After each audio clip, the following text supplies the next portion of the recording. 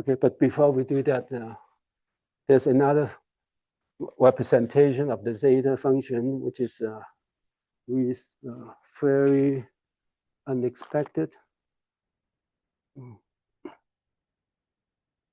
Well,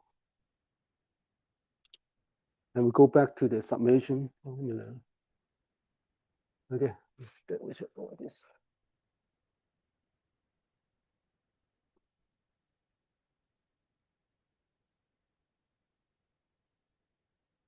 So let's write back the gamma. Now the somehow the textbook changed Z to S now in the definition. I mean, at first it's defined as Z in the summation formula 13.61, but now it's changed to S, but that doesn't matter. Just changing the variable defined as 1 over n to the S power, right? Now the idea is just to see that is best, just write it out explicitly. So you have 1 plus 2 to the S plus 1 over 3 to the S. And we need to write a few more terms to see this. 4 to the S, 5 to the S, 6 to the S. Right. And the idea is we can all this 2 to the or the 2 to the S, 4 to the S, 6 to the S. We can subtract them all. And subtract them all. So the reason is we can divide this whole thing to the zeta function. If we divide this by 2 to the S, this is gamma zeta is S, right? Because we have 2 to the S of zeta S. Okay, and now you compare this with that, and just divided by 2 to the S power. That is, but we write it in the corresponding term for the first series. So the first term is this divided by 2 to the S. Is 2 to the S. 1 divided by 2 to the S is this one, and then 2 divided by 2 to the S divided by 2 to the S becomes 4 to the S. And the next one will be 3 to the S divided by 2 to the S will give you 6 to the S. And so on. Right? Now you subtract the 2. Subtract the 2 series, basically cancel this 2. Cancel all this. Cancel all the even term. The denominator is even number to the S power. You cancel that. The left-hand side becomes zeta function, the S power. I mean, zeta of S and multiply by 1 minus 2 to the S or 2 to the minus S. And the right-hand side becomes 1 plus 1 over 3 to the S, getting rid of all the even terms. Now you only have the odd terms. Right. Now the trick is this one, we divide it by 3 to the S. So 1 over 3 to the S. The S. Now again, do the same trick. The first term becomes here, right? And the second term will becomes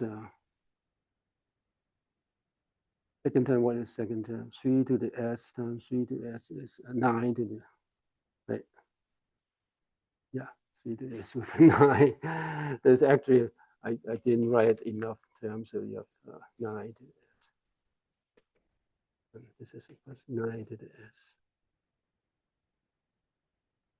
Okay, and now you do the subtraction again, and the left-hand side becomes zeta to the s times 1 minus 2 to the minus s, 1 minus 3 to the minus s. The right-hand side is 1 plus 5, 1 over 5s, 5 to the s, plus 1 over 7 to the s, plus, now, what else? We get rid of 9, we get rid of 10, the next one is 11. Right? And you can see that, you can see the process, right? You can see the process, how it continues, right? Everyone can see that. That's kind of a unexpected forms. So you can say that if you keep this process, this gamma s, the left-hand side gamma s, you keep multiplying by this 1 minus this p to the minus s. And p is equals to pi. P from 2 to infinity, p is belong to pi.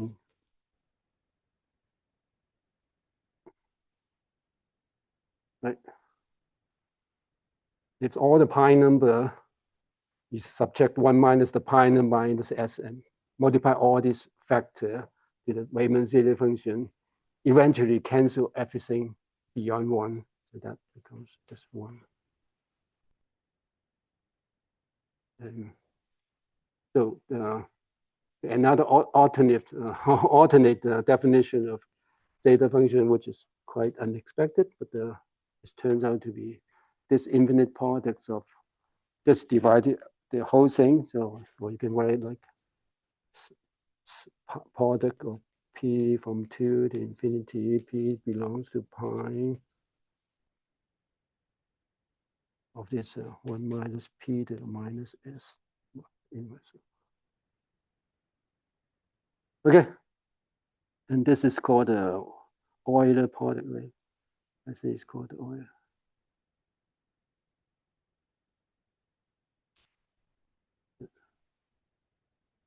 The text will talk about it.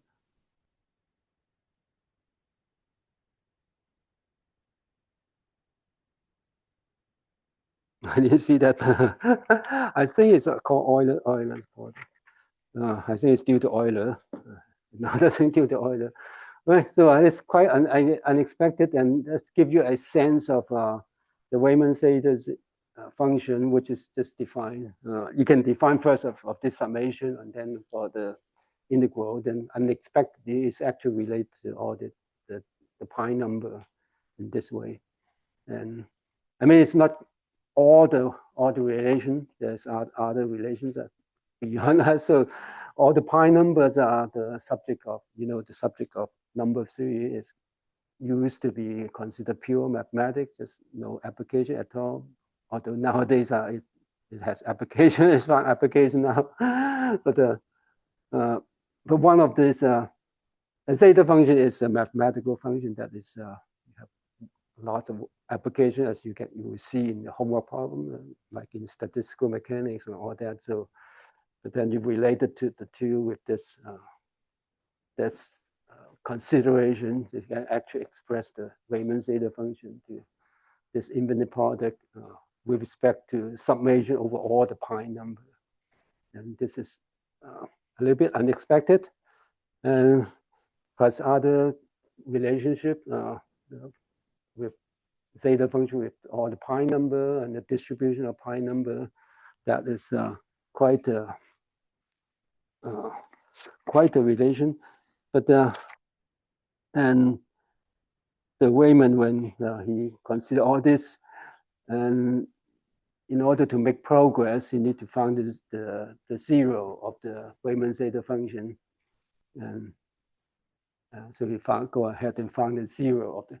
There's zero at. I mean, by the first definition, there's zero at. It turns out to be all these so-called the trivial zeros are the negative even integer. I think where the text will talk about that.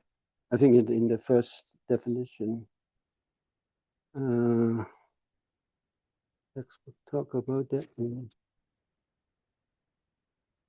Yeah, after equation 13.64. No.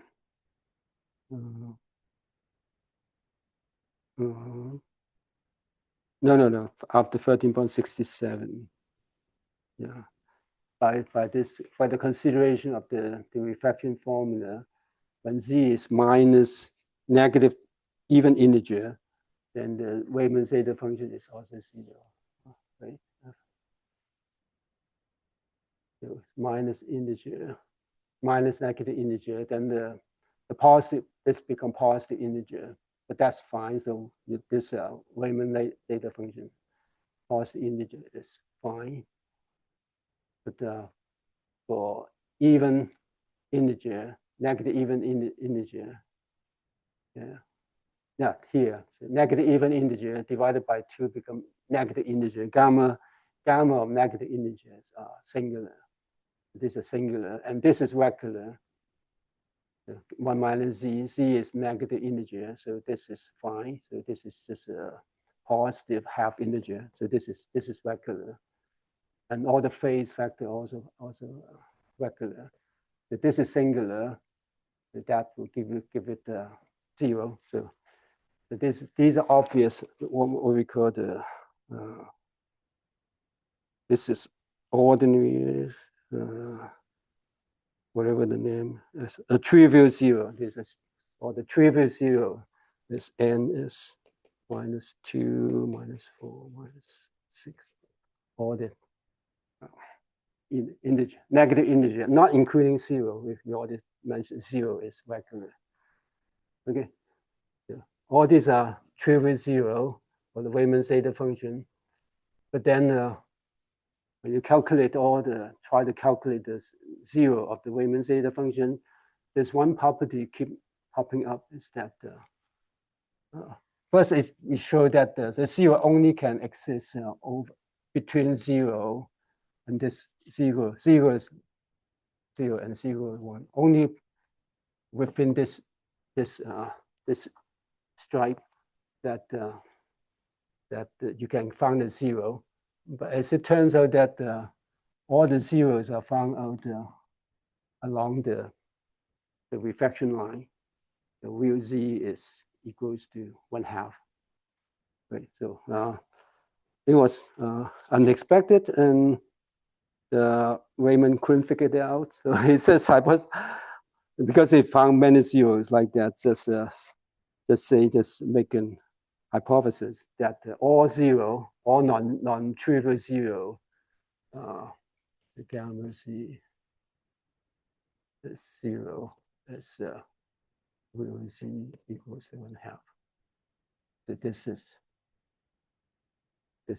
his hypothesis, and he made that hypothesis, and then everyone else trying to prove it one way or the other, prove it right or prove it wrong, is unsuccessful up to now. So it's like a homework problem. This is not Zeta.